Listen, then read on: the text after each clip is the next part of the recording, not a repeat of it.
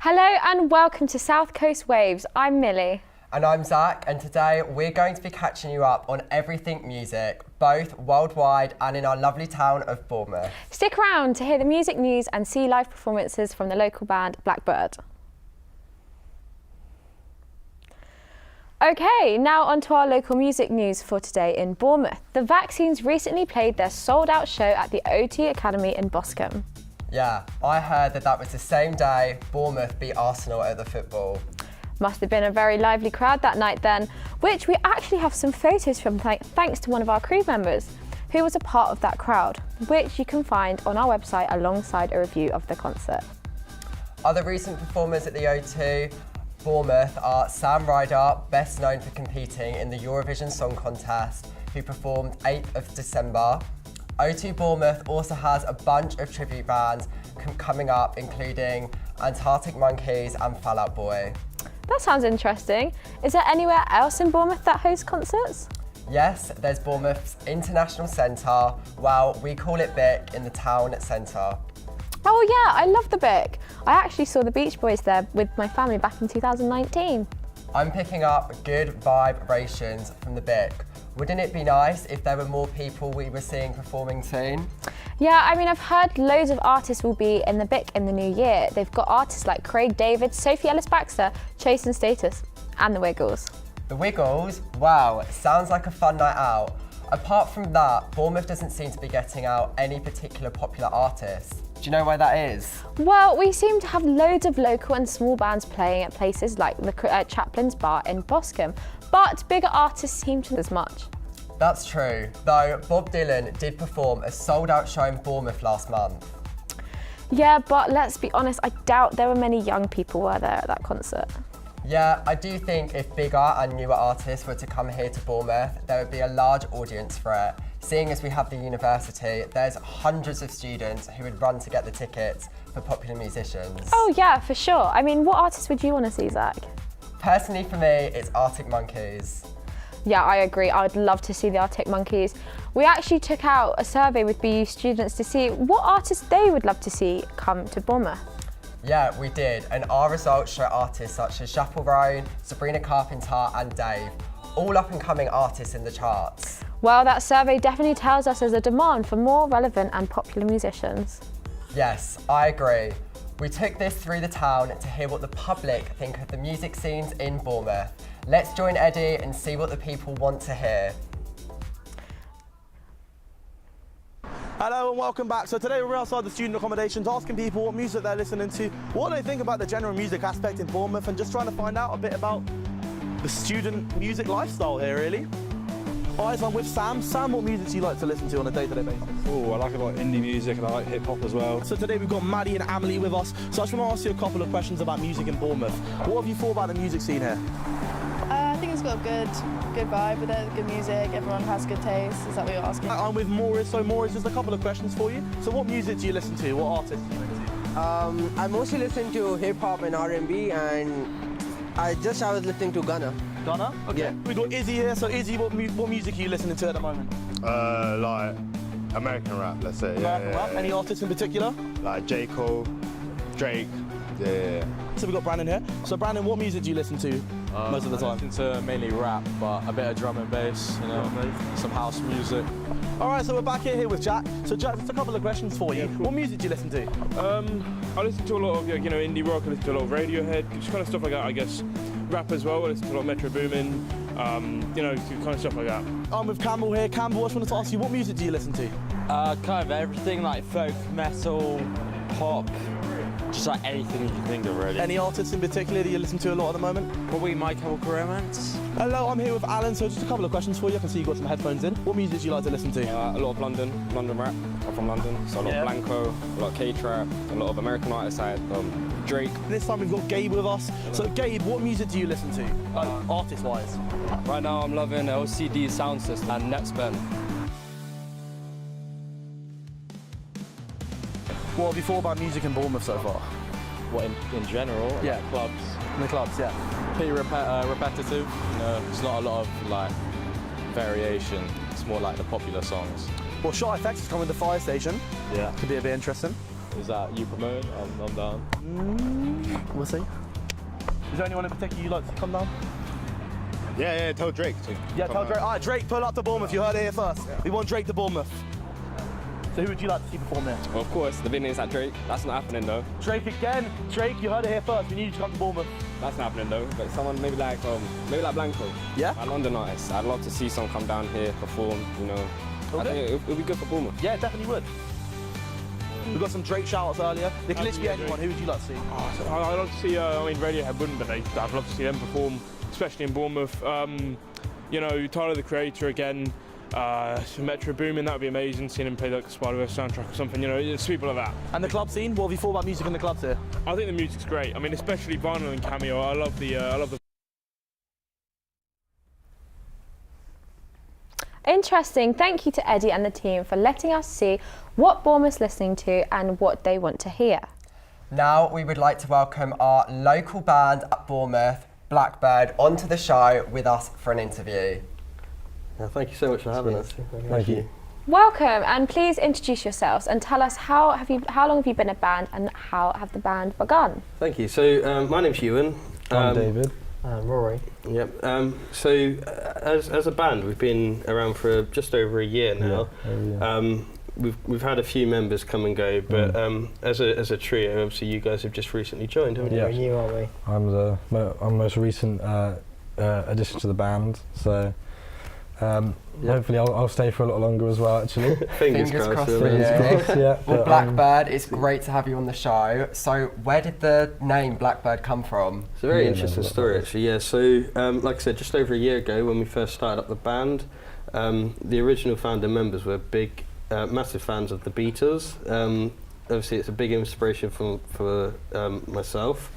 But there's one song by the Beatles called Blackbird, so obviously that's where we take inspiration from. But yeah, when we first started out, that's where we got it from, the Beatles.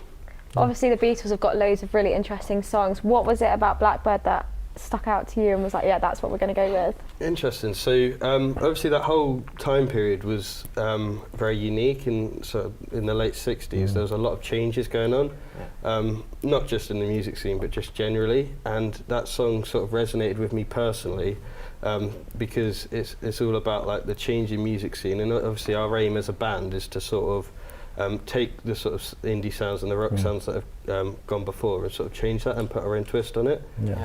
So yeah, I think that's what it is. Yeah. I mean, I'm obviously a new member, but I remember learning Blackbird very early on in my guitar lessons. So it's one of the first songs I attempted to learn. So it resonates with me as well. So without the Beatles, I don't think music would be what it is at the moment. And that's sort of, so it's like that Blackbird is the staple, not just the song, but the whole era of music. And yeah. Exactly, yeah. You mentioned how you resonate with the music, which I really respect that for. Do you guys sort of use music as a way to express yourselves? Yeah, I think we do. I'd say yeah. I'd say it's a way into your personality, what you like.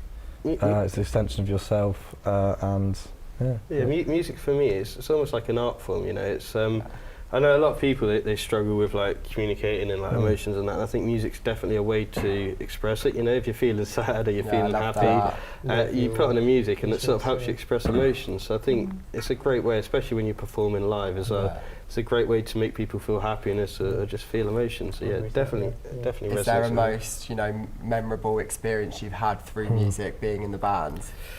I'll let you guys go with this. Well, mine was quite recently, but I'd say my first open mic with the band. They introduced me. Thank you. They introduced me as David, new guitarist, and yeah, I got a solo at the end. The crowd was cheering me on. And I think it went really well, so I think... There's no better experience than going up on stage and the adrenaline rush you get when you're just about to perform and then seeing all the crowd react and cheer you on and stuff. It's the best thing you can do. It's a great feeling, obviously, it's great. I mean, having a solo on your first sort of debut as a band, did you feel a lot of pressure for that? I did, yeah. Yeah, well, we have 3 songs, and the last song I had a solo. So the first song I was nervous, you know, sweating, my hands were sweaty, nearly dropped my pick and everything. Oh no. But no, by the end I was really enjoying it, and the nerves, you know, seemed to went away. Got a question actually. With guitar picks, can you play the guitar without them? Like, what do they actually do? Yeah. You can, can't you? You've got fingerstyle, where I've cut my nails, but if you leave your nails long, you can, you know, use your nails to fingerstyle, which sounds more delicate. Picks just allow. It's almost like an amplifier, isn't it? When I first learnt to play, when I was a kid, I had a Spanish guitar teacher. So I actually, when I first started playing, it was like fingerstyle, you know, because that's how they play it over there. Yeah, definitely. Like with an acoustic guitar sort of thing. So all a pick really does, it's used a lot in rock and stuff, and it's basically just an amplifier really. That's what it does. You get very unique sounds out of it. Yeah. That is really clever. That's actually something that I didn't know about guitar. And we were talking about meaning earlier, and obviously the meaning behind your band's name, and you were saying you've got 3 main songs. Is there a particular song that has a lot of meaning to you, that's your favourite sort of song to play?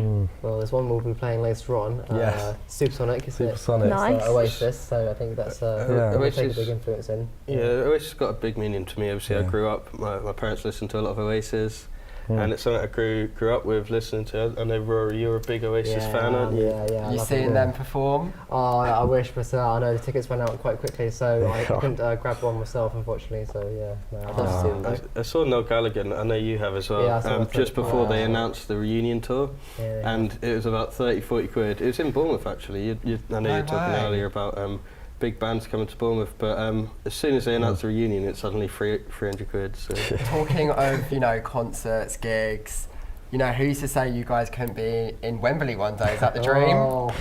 Of course. I think that's every band's dream. We'll see, what happens. What other dream would we have? I think at the moment we're focusing on the Bournemouth scene, and obviously a lot of pubs. There's a lot of pubs and like pub gigs we can do and things like that. So hopefully what we'll do one day, I mean, the way it works with festivals is you have to sort of book them 6 months before.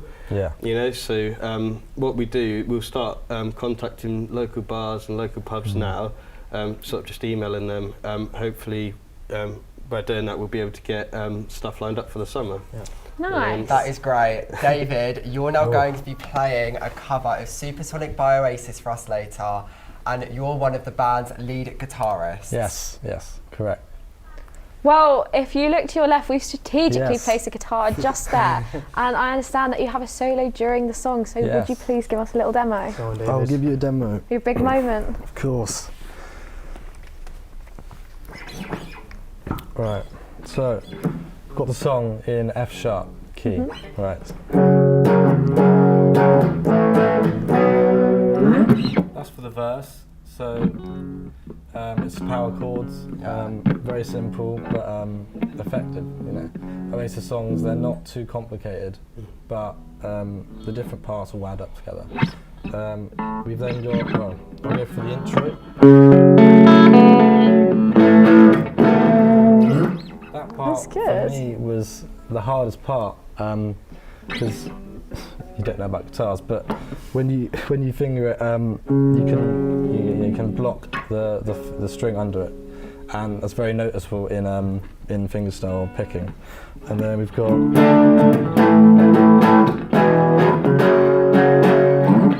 that's got the chorus part, which we played under the solo, and then I'll give you a rendition of the solo now. So. My neck pickup.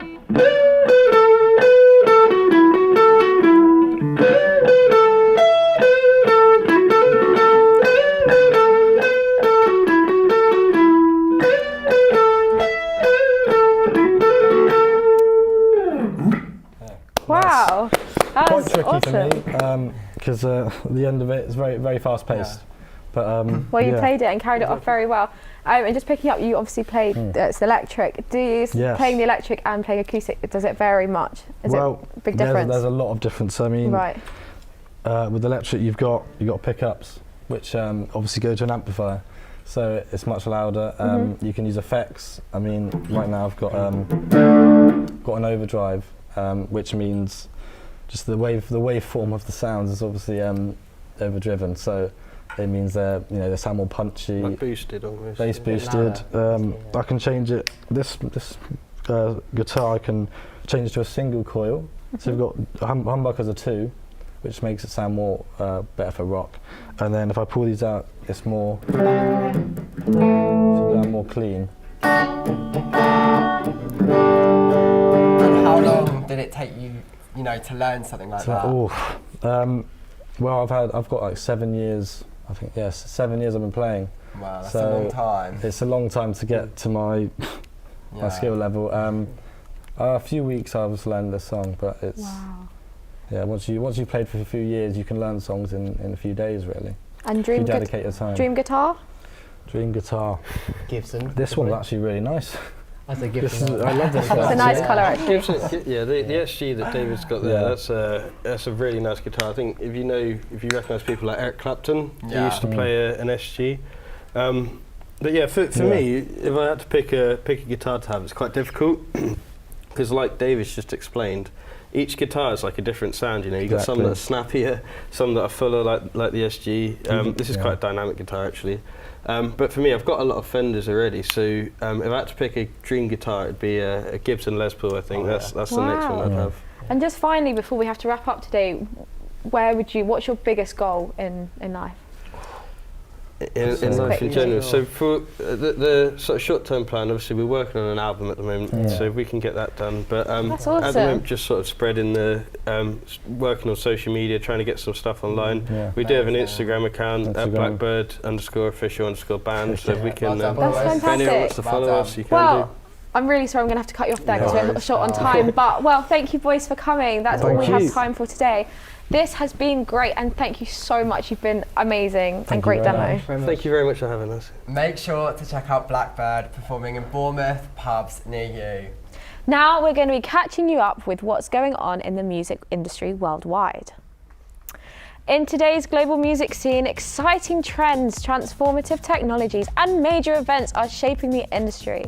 Here's a snapshot of what's happening now and what's to watch for in the near future. In November, the MTV Europe Music Awards dazzled audiences from Manchester, UK. Taylor Swift cleaned house once again, winning Best Artist, Best Video and Best Live. Imagine Dragons took home Best Alternative Act, with Jimin of BTS claimed the Best K-pop award, and Ariana Grande was crowned Best Pop Artist. Switching gears, the Grammy nominations are out. The pop category is packed with hits from Dua Lipa and Billie Eilish going head-to-head. Chappell Roan, Sabrina Carpenter and Charlie XCX are against each other in the Best Pop Solo Performance category. In rock and metal, the Beatles have been nominated for Best Rock Performance, while Spirit Box has been nominated for their second Grammy in Best Metal Performance. Speaking of heavy sounds, the alternative scene is thriving. Sleep Token, known for their genre-defying style and theatrical live shows, have been drawing massive attention. Their current tour, Teeth of God, selling out almost entirely after their song, Take Me Back to Eden, blew up online.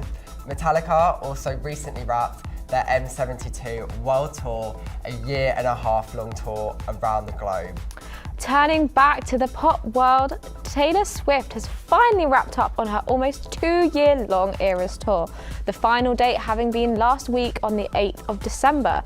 Beyoncé's Renaissance tour worldwide also recently concluded in October, so it's pretty quiet in the touring industry. And at the moment, with Sabrina Carpenter finishing her US leg of her short and sweet tour, the European leg is starting in March. Looking ahead, all eyes are on the Grammys, set for February. Will Beyoncé finally take home her Album of the Year for Cowboy Carter? Can Taylor Swift, Torture's Poets Department, replicate the EMA success? And in metal, who will take the crown in one of the most competitive fields this year? With so much happening, it's a great time to be a music fan, whether you're a pop aficionado or a metalhead. Stay tuned as we keep you updated on the beats and breakthroughs that matter. It's exciting what's coming up. That's all we have time for today. Catch us next week for more musical madness. But just before we go, we are going to be talking about some of our favourite songs currently on the charts. My favourite songs currently on the charts would be Sabrina Carpenter. I was just going to say Sabrina. Espresso. What? Short and sweet. The That's whole not me, album. I Espresso, can't pick one song. Yeah. Would you go and see her then if you could? Yeah, you coming with? I'll come with you. You coming with? Front row only. If you guys at home want to send in your submissions as well, we can talk about them later on the show. But another one we have been loving is actually Arctic Monkeys. Yes. I mentioned Arctic Monkeys earlier in the show and I've managed to get Mills absolutely hooked on them. Yeah, I do love Fluorescent Adolescence, I think Yeah, it's called. It's a yeah. great track. We were listening to it in the dressing room earlier, but that is all we have time for now. Make sure you catch us next week for lots more music stuff. See you later. See you later.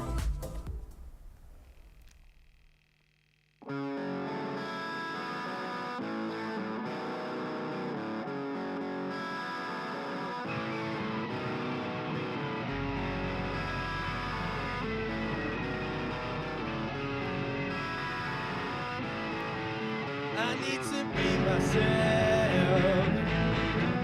I can't be no one else. Yeah, I'm feeling supersonic. Give me gin and tonic. You can have it all, but how much do you want it? And you make me laugh. Give me your autograph. Can I ride with you in your BMW? You can sail with me in my yellow submarine. You gotta find it out, 'cause no one's gonna tell you what I'm on about. You need to find a way of what you wanna say. But before tomorrow, 'cause my friend said he'll take you home and sit in a corner on his own. He lives under a waterfall, and nobody can see him, nobody can ever hear him call. Nobody can ever hear him call.